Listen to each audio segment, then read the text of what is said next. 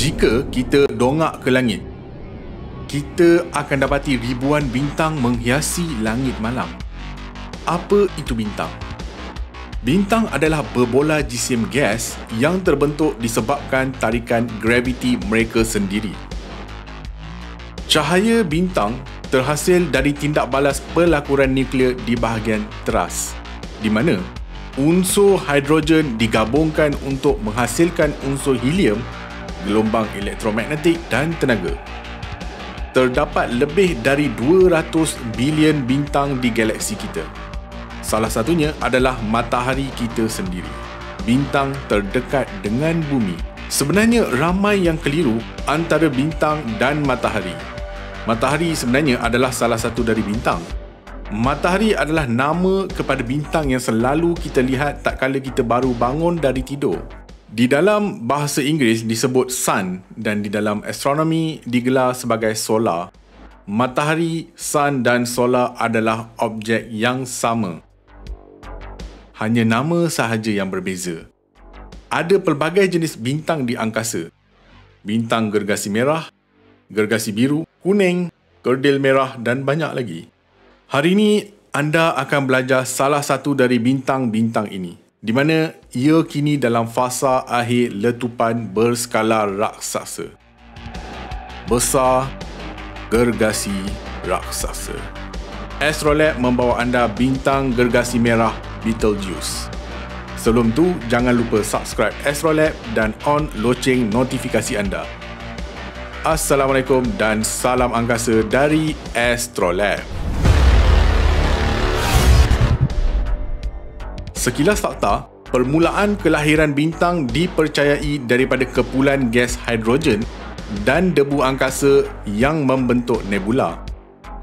Apabila debu dan gas berkumpul, daya gravitinya meningkat dan menarik lebih banyak debu dan gas daripada nebula sehingga termampat dan membentuk berbola gas. Apabila berbola gas mempunyai daya tarikan graviti yang tinggi, tekanan meningkat menghasilkan suhu tinggi sehingga berlaku pelakuran nuklear gas hidrogen yang membebaskan helium, abu dan cahaya. Akhirnya gumpalan debu dan gas menjadi begitu besar sehingga runtuh dari graviti sendiri. Runtuhan graviti ini menyebabkan bahan-bahan di tengah awan semakin memanas dan teras yang sangat panas ini seterusnya akan melahirkan bintang.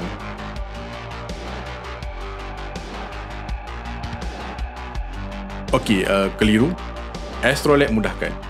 Jika ibu kita mengandungkan kita, struktur ovari atau kebiasaannya kita panggil rahim bertindak menghasilkan ovum, di mana ovum akan bersenyawa dan seterusnya membentuk zygote.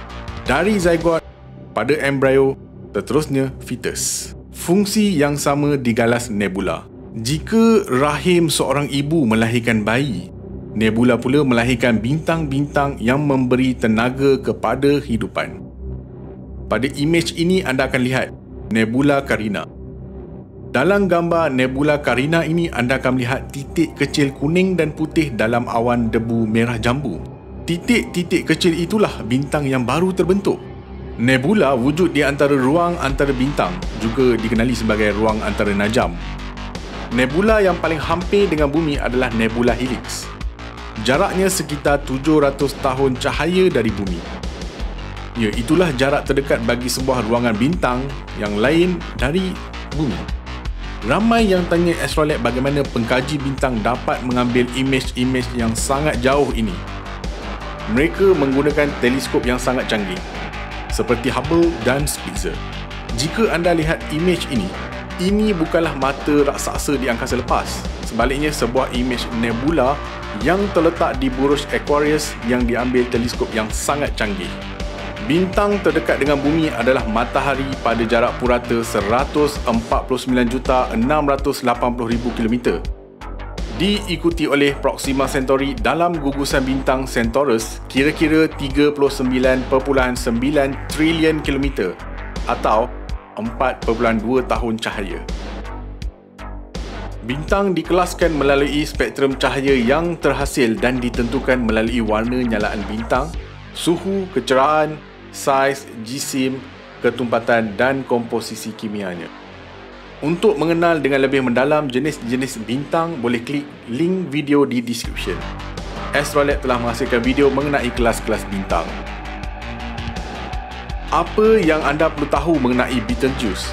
Betelgeuse berasal dari bahasa Arab Yadul Jauza, ditafsir sebagai bahu sang gergasi. Betelgeuse merupakan bintang gergasi merah terdekat dengan bumi. Terletak sekitar 430 tahun cahaya dari bumi dengan tahap kecerahan lebih 100,000 kali ganda dari matahari kita. Ia terletak di Buruj Orion dan kedua paling cerah di Buruj Belantik ini. Bintang paling cerah merupakan Rigel.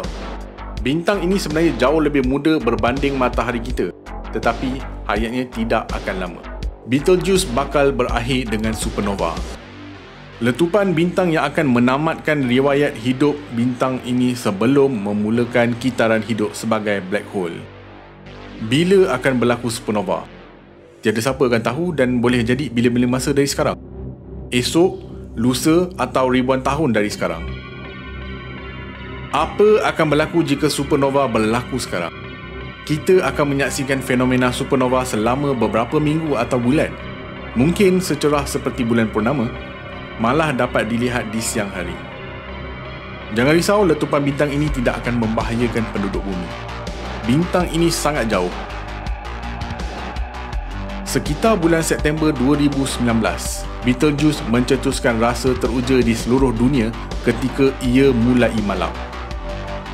Ramai yang berfikir ia akan meletup dan menghasilkan corak-corak indah percikan cahaya saat malam hari. Tetapi ternyata salah. Betelgeuse melepaskan gelembung gas panas yang kemudian menyejuk menjadi awan debu. Ia kemudian menyekat sebahagian cahaya bintang dari sudut tertentu pandang bumi. Untuk perbandingan dari segi saiz dengan matahari, Betelgeuse umpama sang gergasi dengan semut. 1,000,000 matahari boleh dimasukkan ke dalam bintang ini. Dan 1.4 kuadrilion bumi. Wow.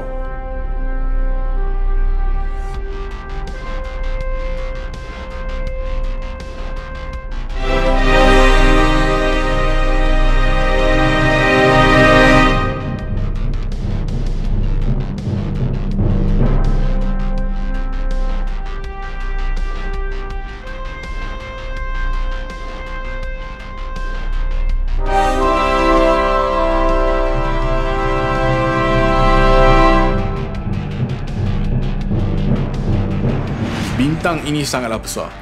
Jika kita berada dekat dengan bintang ini, terasa seolah-olah sejengkal dari kepala kita. Sekarang jom kita lihat apa akan berlaku jika bintang ini menggantikan matahari. Ini adalah sistem suria di mana kita dapat lihat matahari sebagai pusat sistem suria. Matahari kita juga merupakan jasad terbesar sistem suria. Ini adalah bumi kita yang sedang berputar di atas paksinya mengelilingi matahari. Untuk memulakan simulasi ini, Astrolab akan perlahankan dahulu simulasi ini. Kita delete matahari dan gantikan dengan Betelgeuse. Di sini kita dapat lihat saiz Betelgeuse akan memakan kesemua jasad di angkasa termasuk bumi.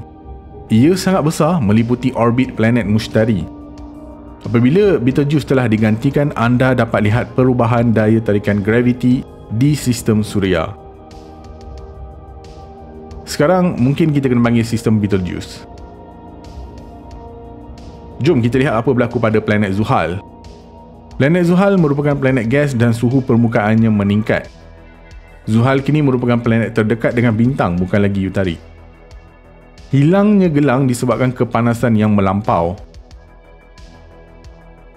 Kita lihat pula planet Uranus. Planet ais ini juga memanas dengan jalur-jalur haba menghiasi atmosferanya, menjadikan Uranus planet yang sedang terbakar. Ini kerana sebahagian besar gasnya adalah metana. Uranus merupakan planet paling sejuk. Dengan adanya haba tinggi akan muncul cecair dengan kadar yang sangat tinggi. Astrolab jangkakan Neptune akan menjadi planet batuan. Haba meningkat di permukaan dengan suhu yang sangat tinggi. Mungkin akan ambil masa, tetapi kita perlu fikir faktor suhu permukaan Betelgeuse tidak setanding matahari kita. Suhu matahari kita 2 kali ganda berbanding Betelgeuse. Dan terakhir kita lihat pula planet Pluto. Pluto juga mengalami perubahan suhu dan berlaku perubahan pada warna planet tersebut. Pluto memiliki atmosfera yang sangat nipis. Corak suhu di planet ini mungkin berubah-ubah berdasarkan jarak. Di sini kita dapat pelajari sesuatu. Saiz bintang dan tahap kecerahannya memainkan peranan dalam habilitasi sesuatu kehidupan. Apa pendapat anda semua? Tulis di ruangan komen. Astrolog ingin mendengar pendapat masing-masing. Jangan lupa like, share dan subscribe. Astrolog signing off from space.